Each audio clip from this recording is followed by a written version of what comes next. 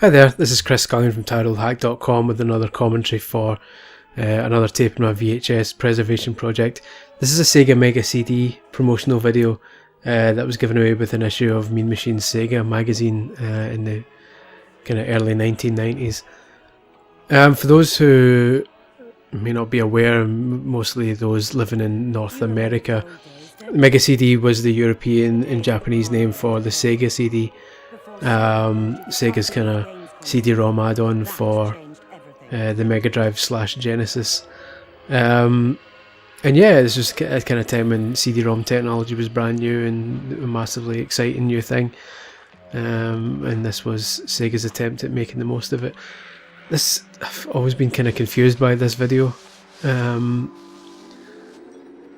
It looks like it was created for something else and just used as part of this, because this is basically the intro here is a woman saying like, you already know about the Mega Drive / Genesis, here's a reminder in case you don't, and then it just cuts to this odd kind of claymation type video. So presumably this was another kind of promotional thing that was made in the past. Still cool nonetheless, but yeah, I would question whether it was made for this particular video, but there you go. And there we go, there's the old Mega Drive. Many years of pleasure that brought me, as it did with many other gamers around the world. And just in case anyone watching didn't have a Mega Drive, here's a kind of montage video they put together for it to show off some of the games, like Afterburner and Shinobi and Desert Strike, PGA, that sort of stuff. I could name them all, but that'd be quite boring. Chuck Rock, I'm just going to do it anyway. Golden Axe, etc.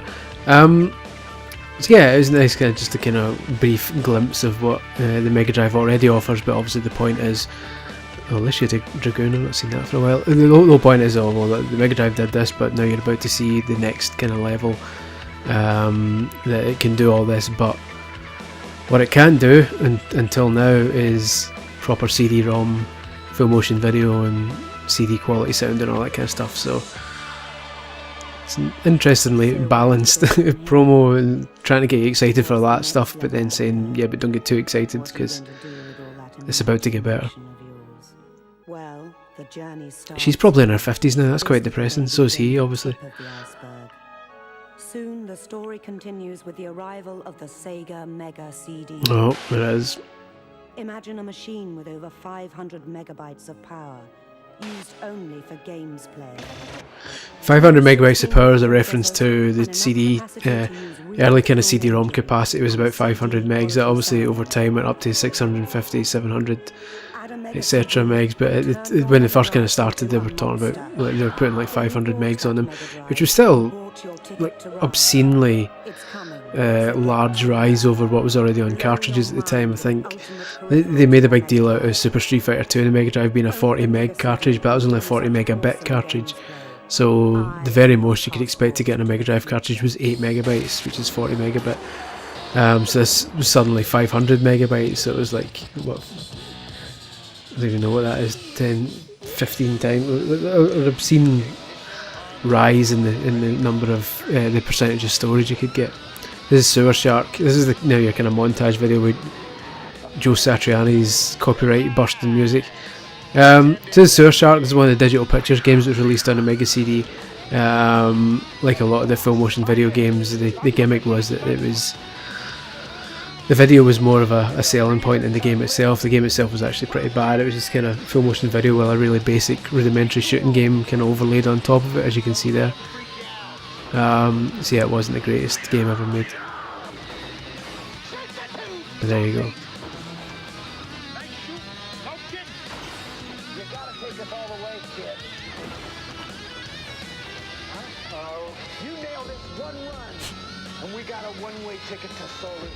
It was a bizarre game.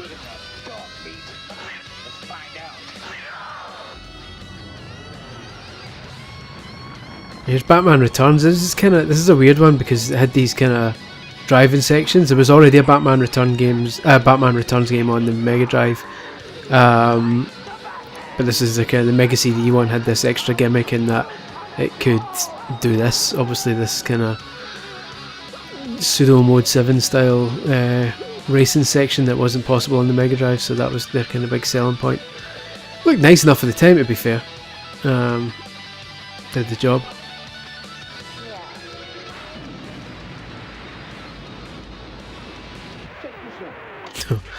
This is Crisscross Make My Video. They did one for CNC Music Factory, and I believe they did one for NXS as well. Where essentially you get 3 video feeds here. One is the official video for the song, and the other 2 are just like generic stock footage. And someone phones up and says, I want to see a music video with X in it, like different types of videos. So you press A, B and C to kind of switch between the video streams to essentially make your own basic music video. And that's pretty much it. That's all you do in the whole game, is just take these 3 things. But of course, inside out is wiggity wiggity wiggity whack. Good old Crisscross. It's been a while. They've been out of the game for decades now. And here it is, the legendary Night Trap, one of the greatest games ever made. If you're into terrible games, which I am. This is the kind of, when people think of full motion video games, this is Night Trap's one of the ones that always comes top of the list, because it was the most inventive, and made the most creative use of full motion video, being able to switch between rooms and trap enemies and stuff. If you look elsewhere on my YouTube channel, you'll see a long kind of retrospective on Night Trap, as well as a full review of the remaster that actually came out earlier this year on PlayStation 4 and PC, and still to come on Xbox One. So yeah, I'll not have a bad word said against Night Trap. It was bad, but it was bad in a great way. Here's Cobra Command. This, along with Road Avenger, is a pair of almost kind of anime style. It's similar to Sewer Shark in that you just had full motion video like running, and you did very little. Instead of just, all you did here was just shoot with a trigger. Road Avenger was a similar game. I think it's in this video as well. Let's see what happens. No, maybe not. Yeah, Road Avenger was a similar game. Essentially, it was just like an anime kind of cartoon shown, and you just moved your cursor and sometimes pressed directions when prompted. It was really, really basic game. Looks like a Smash Brothers logo. I'm not sure that was deliberate. Well, obviously wasn't, because Smash Brothers didn't exist then. So there we go. That's Sega's promo for Mega CD, but obviously this was a Mean Machines Sega tape, so they took that and then added to it with their own bits and pieces, including this kind of bizarre competition for a chance to win a Mega CD, but it's kind of weird clips from old British football matches with really weird Sega sound effects added to it for no reason, like Master System era sound effects.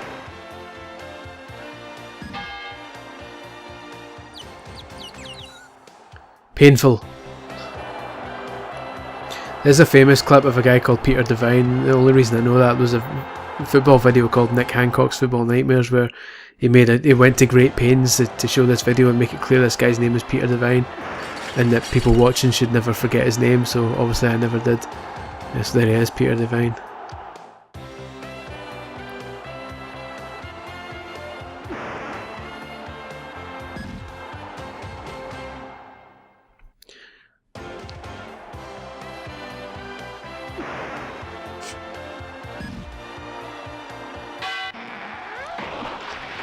Very good.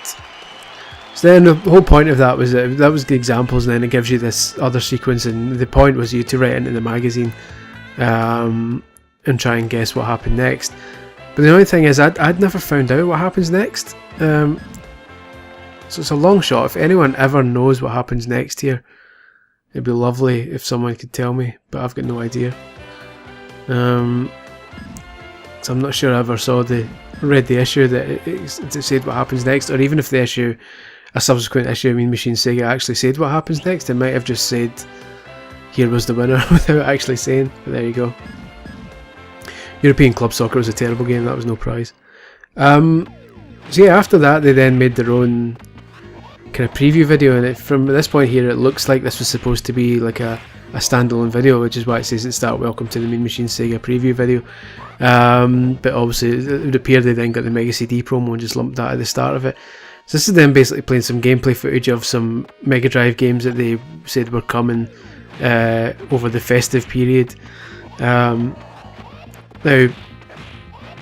again, people from North America who may be watching this, or indeed modern British gamers who are used to playing emulators and kind of re-released versions of old games, might, if anyone's played Streets of Rage 2 recently, they might be looking at this and going, this is really slow.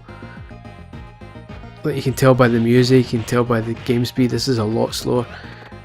The reason is, this is what games were in Britain back in the 90s and 80s. The vast majority of games, basically the PAL TV system and the NTSC, which is the US TV system, ran at different refresh rates.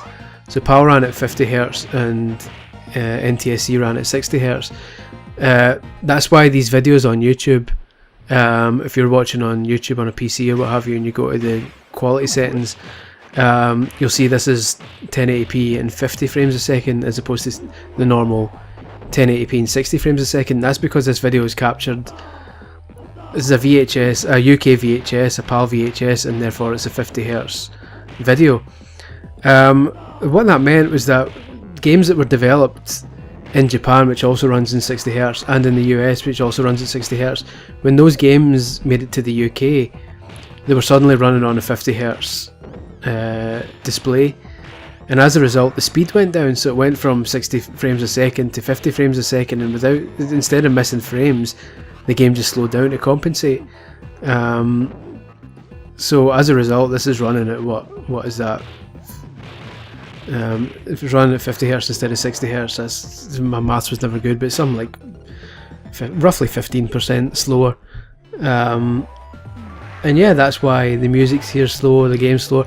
Other developers fixed it in a way by that involved making changes to the game code and making sure that it was optimized for a PAL for a PAL experience. Games that didn't run at you sometimes got games that didn't run at 60 frames a second, even though it's 60Hz. Even back then, there were games that didn't run that smoothly. Some games had ran at 30 just for to save on power, essentially. So games like that were tweaked, and very few of them were tweaked to kind of run at full speed on a 50Hz display, but the vast majority were like this, just slower. Sonic was slower, this was slower. Basically most Mega Drive and indeed Super Nintendo and NES games you can think of ran slower in Europe, essentially. And attempts to fix that didn't always work. The example I always give that not a lot of people realise is that Super Mario Brothers, when it first came out in the UK, was significantly slower than the version everyone knows now. And that was the version I had, that was the version I played growing up. So when you start Mario, the music kind of goes do do do do do do do. But when you played the original PAL one, it would go do do do do do do do. That was the speed of Mario that I was used to. And Nintendo later tried to fix this, but they did it in a kind of botched way where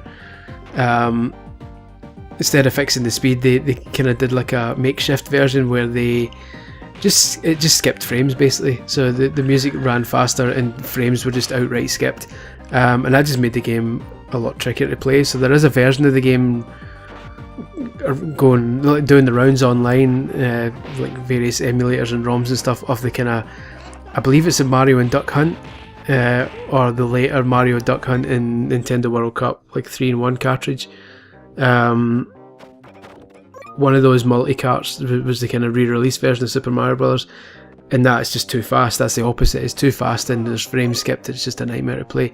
So yeah, but essentially the UK never got on the original NES, and the UK never got a proper version of Super Mario Brothers that ran like it was supposed to. But there you go. This is X-Mutants, based on the allegedly popular comic strip, but it's really not that popular, let's face it. It's no X-Men, but yeah, there's a fairly forgettable game anyway, so I wouldn't worry too much about it.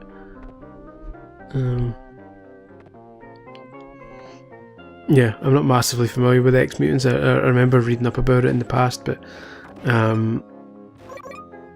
yeah, there you go. Obviously, Mean Machines Sega weren't too first either. Here's a classic Echo the Dolphin. The majesty of Echo the Dolphin. One of my pals at school said that once and got roundly slagged off for it. At the time, Echo looked fantastic, and it still does look quite nice, but it was a hell of a game. It was a very difficult game, and controlling Echo was really something that had to be practiced quite for quite a long time. You can see later in this video the guy, whoever's playing it, struggles to do a jump, and that wasn't like down to them being bad. That was just the way everyone was. Like this, that's the way everyone was when they played Echo originally. The controls are quite awkward, but yeah, there you go. This bit goes on for quite a while, so I'll explain Mean Machines Sega for those who aren't aware of it. It's essentially potted history that in the very early 80s, 1981, CVG, Computer and Video Games, was formed, magazine, and it was like because it was 1981, it was initially focused on kind of really basic arcade games and the very earliest of home computers, and the games that could be bought for them. So the back of each magazine used to have just reams of code where you'd type in for hours, type in this big long code to make a really basic clone of Space Invaders and stuff like that, on your Commodore VIC-20 or whatever. So that was Mean Machines. And then obviously as the kind of late 80s came, mid to late 80s, consoles started appearing. So Nintendo turned up with the NES and Sega turned up with the Master System and stuff like that. This was post Atari, and so Mean Machines, CVG started a section inside the magazine called Mean Machines that was focused solely on console games. But this section grew and grew as console games got more and more popular, until CVG eventually decided this is getting too big for our magazine, which is supposed to be about computer games. So they split Mean Machines into its own separate magazine dedicated to consoles, and that was Mean Machines for a while. And then as years went on, Mean Machines realised that its fan base was kind of split into Sega fans and Nintendo fans, because Mean Machines originally covered NES, Super NES, Mega Drive, Master System, everything. So they split it into two magazines, Nintendo Magazine System and Mean Machines Sega. And yeah, this was Mean Machines Sega's, one of their first kind of issues, came with this VHS, and the rest is history. NMS had an official license. It eventually became, so it was Nintendo Magazine System, NMS. It eventually became Nintendo, the official magazine, and then eventually became official Nintendo Magazine, where I joined. So there you go. In a way, I'm a direct descendant of CVG, sort of. Although I did end up at CVG before it was shut down. Here's Little Mermaid. I actually rented this for a while back in the day, and it was, as you would expect, an extremely easy game. You had to basically find all these wee worm things, which turned into mermaids for reasons. So the map shows you where they all are. The kind of flashing bits are all the kind of worm things, and you just basically swim about and find them all, and job done. So yeah, it was obviously aimed at kids, but it was a pretty easy game, all told. There's one. You can just fire your thing at him and that. Yeah. Merman, actually, in that case, I think you'll find.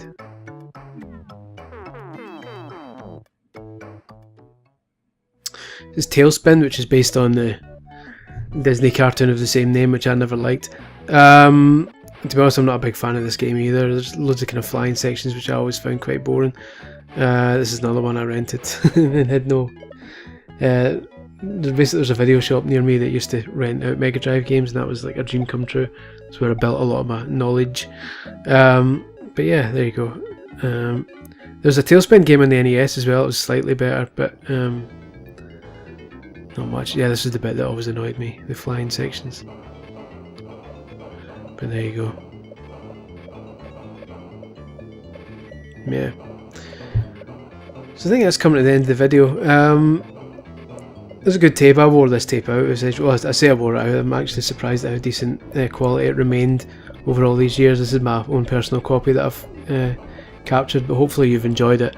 Hopefully you've got a kick out of it. There'll be plenty more VHS videos coming soon. I've got someone in Spain just sent me something like 18, 19 Spanish videos, so I'm really excited to get stuck into those and share them with you all as ever in kind of commentary and commentary free versions. But yeah, thanks for watching this. Please do like and subscribe to the video and share these videos about if you enjoy them. There's plenty more coming, and go to tireoldhack.com because you'll be seeing more posted up there. Thanks for watching, guys. Bye bye.